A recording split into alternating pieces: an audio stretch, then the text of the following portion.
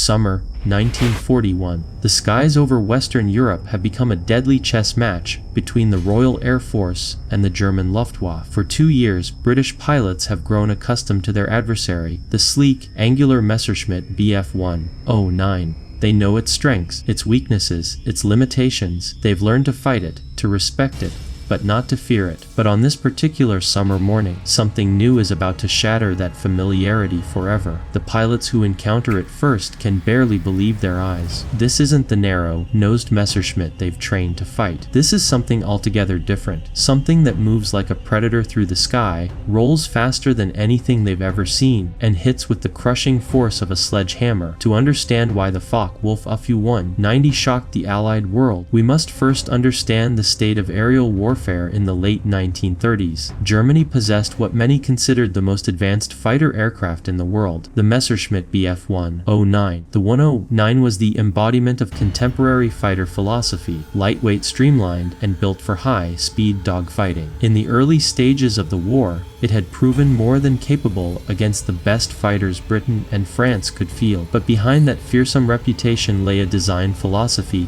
that came with serious, often deadly trade-offs. The Bf-109's compact airframe left little room for comfort or durability. Its cockpit was notoriously cramped, visibility was poor, and its narrow undercarriage, which retracted outward from the fuselage to reduce weight and drag, made the aircraft dangerously unstable during takeoff and landing. Around 1,700 German pilots, especially inexperienced ones, were killed simply trying to get their aircraft off the ground or land it safely. The 109 also relied on a liquid-cooled inline engine, which made it devastatingly vulnerable. A single bullet to a coolant line could knock the engine out within seconds. This was the context in which the German Air Ministry issued a request for a second frontline fighter design, not to replace the 109, but to supplement it. One of the companies that responded was Focke-Wulf, under the leadership of chief designer Kurt Tank. But unlike others who sought to improve upon the Bf-109's speed or climb rate, Tank had an entirely different philosophy. Kurt Tank was no ordinary aircraft designer. He had served as a soldier in the First World War and understood that real combat rarely matched the clean, controlled conditions of test flights. In wartime, runways were muddy and hastily prepared. Maintenance crews were rushed and undertrained. Fighters had to keep flying, be easily and quickly repairable, and not be taken out by a single bullet in the wrong place. From the beginning, the Fw-190 was conceived as a robust multi-role combat aircraft. Unlike the 109, it would not be built solely for dogfights and air superiority. The first major difference was Tank's insistence on using an air-cooled radial engine, specifically the BMW 801, a powerful 14-cylinder unit that could withstand significant battle damage and still fly the plane home. Many experts in Europe considered radial engines outdated for frontline fighters, but Tank saw the long-term benefits. Radials were far more tolerant of rough treatment, required less maintenance, and offered much higher survivability when hit. It was a gamble that would prove to be pure genius. Tank also made major improvements to the aircraft's landing gear. Instead of the narrow track gear on the 109 that had cost so many pilots their lives, the 190's undercarriage extended from the wings and retracted inward. This gave it a much wider stance on the ground, drastically improving stability during takeoff and landing. The cockpit design was equally revolutionary. The Focke-Wulf gave pilots excellent visibility thanks to its raised seating position and clear canopy. The interior was more spacious and better organized, allowing for faster training and smoother operation. These details weren't glamorous, but they reflected Tank's practical mindset. He was designing something simple and effective for war conditions. By the time the first prototype flew in 1939, it was clear that this was something completely different, heavier than the 109, but more stable, more rugged, and more versatile. It wasn't designed to win beauty contests or set speed records. It was designed to kill. When the Fw-190 finally appeared over Western Europe in the summer of 1941, it caught the Allies completely off guard. Royal Air Force pilots who had grown accustomed to dogfighting the Bf-109 suddenly found themselves facing something that didn't behave the way German fighters were supposed to. Most shocking of all, it could take massive punishment and keep fighting. Allied intelligence was so caught off guard that at first they thought this was some repurposed French aircraft. The first RAF aircraft to encounter the 190 in combat was the Spitfire Mark V, which had been the undisputed king of the skies. Overnight, It seemed the Spitfire was outclassed. In terms of low to medium altitude performance, where most engagements actually took place, the 190 had the edge in almost every aspect. The Focke-Wulf Fw possessed a roll rate that was simply devastating. It could out-accelerate the Spitfire in level flight and brought firepower that was nothing short of terrifying. Early 190 models were typically armed with two 7.9 2mm machine guns above the engine and 4 20mm cannons, 2 in the wing roots and 2 further out on the wings. This combination gave it tremendous firepower for a single-seat fighter in 1941. The BMW 801 14-cylinder twin-row radial engine provided a top speed of around 410 miles per hour at medium altitude, generating 1,600 horsepower, with later upgrades pushing that number to over 1,900. The aircraft itself had a loaded weight of around 8,800 pounds. Combined with its strong airframe and devastating firepower, the Fw-190 was exactly what its designer intended, performance fighter that could be sustained in wartime conditions. But beyond firepower and speed, the 190 had another major advantage that most people overlook. It was comparatively easy to fly. The aircraft featured an automatic engine management system that controlled mixture, supercharger settings, and propeller pitch all at once. This allowed the pilot to focus on flying and fighting, not constantly adjusting engine settings in the heat of combat. Within months of entering service, the Focke-Wulf 190 had earned a nickname that would strike fear into the hearts of Allied airmen everywhere: the Butcher Bird. Upon its debut, the 190 outperformed the Royal Air Force's Spitfire Mark V in several crucial aspects, leading to a period where British pilots were actively advised to avoid engaging it unless absolutely necessary. This prompted the rapid development and deployment of the Spitfire Mark IX to counter the threat. But by late 1942, the air war over Europe had entered a new, more deadly phase. American heavy bombers, the B-17 Flying Fortress and the B-24 Liberator, were beginning to arrive in greater numbers. These bombers were flying fortresses in the truest sense, bristling with up to 1350 caliber machine guns each and designed to defend themselves through overlapping fields of fire. The German Bf-109, while capable of intercepting bombers, was not ideal for this type of mission. It carried lighter armament and was vulnerable to the bomber's defensive fire. The Focke-Wulf 190, on the other hand, could absorb punishment that would destroy other fighters and strike back with devastating force. Very soon, the Luftwaffe began adapting the 190 into a dedicated bomber interceptor. Specialized variants received additional armor plating to protect the pilot and external hardpoints for mounting even heavier weaponry. Some variants now carried 30mm cannons mounted under the wings, weapons that could tear a bomber apart with a single burst. These modifications significantly increased the aircraft's firepower, but at the heavy cost of speed and maneuverability. German engineers,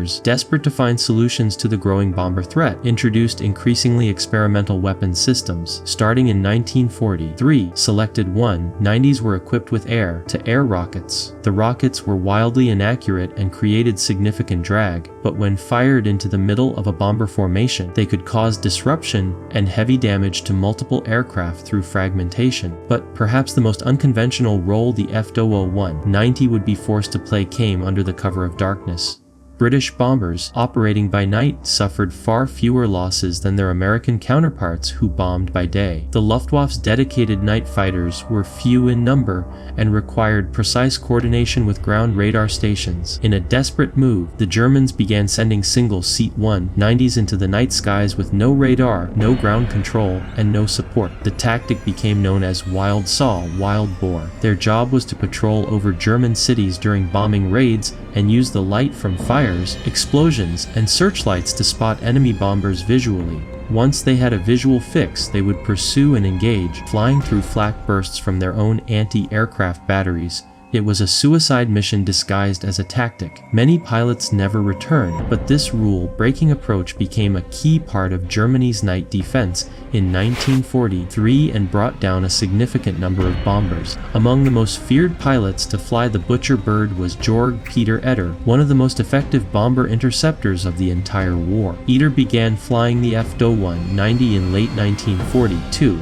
Just as the bomber raids were intensifying, together with fellow ace Egon Mayer, he developed a tactic that would become infamous among Allied bomber crews: the head-on attack. Instead of approaching from behind, as was the usual method, they would fly directly at the bomber formation from the front at high speed, fire a concentrated burst, and veer off just before collision. It was incredibly dangerous, requiring nerves of steel and split-second timing, but it was also devastatingly effective. The front of a B-17 or B-24 had fewer defensive guns, and a single well-placed burst from the 190's cannons could kill the pilots or damage the cockpit and controls, sending a 10-ton bomber spiraling to Earth. But the Focke-Wulf 190 faced an enemy that had nothing to do with Allied fighters or bombers. Deep within the German aircraft factories, a secret war was being fought, one that would not be fully understood until decades after the conflict ended. During the war, the German aircraft industry relied heavily on forced labor, prisoners from occupied countries, concentration camp inmates, and workers from labor camps. Many were put to work assembling engines under armed guard. For these men and women, sabotaging an aircraft was one of the few acts of resistance they could attempt. A misplaced tool, a clipped wire, or a rag stuffed into a fuel line might cost the Luftwaffe a plane and just possibly save Allied lives. It was a dangerous game that could result in immediate execution if discovered. Decades later, one such act of sabotage would be discovered in the most remarkable way. In 1989, deep in the Russian wilderness, a perfectly preserved Focke 190 was discovered in a marsh where it had crashed in 1943.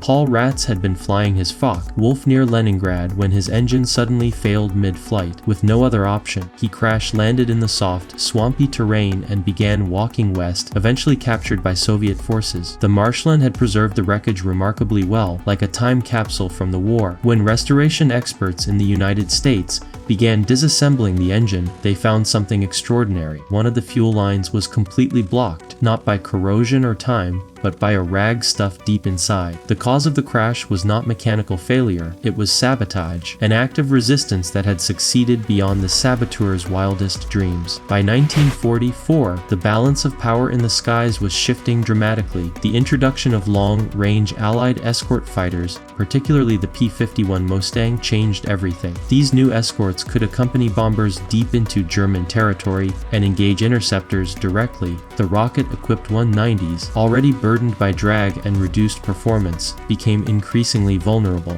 Although the rocket tubes could be jettisoned after use, this rarely provided enough time to evade the nimble escort fighters that now swarmed the skies over Germany. The butcher bird was still deadly, but it was no longer hunting alone. The sky belonged to the Allies now, and even the most advanced German fighters were fighting a losing battle against overwhelming numbers and increasingly sophisticated opposition. In 2011, after extensive restoration, the Fu-190 recovered from the Russian marsh was finally returned to flight condition, complete with its original BMW 801 radial engine. As it took to the skies once more, it served as a reminder of one of the most remarkable aircraft ever built. The Focke-Wulf 190 had done something unprecedented in the history of aerial warfare. It had taken the established rules of fighter design and thrown them out the window. Where others pursued speed above all else, Kurt Tank had chosen durability. Where others accepted complex maintenance requirements, he had insisted on simplicity. Where others built aircraft for ideal conditions, he had designed for the brutal realities of war. The result was an aircraft that could fight as a pure interceptor, a ground attack fighter bomber, a night fighter,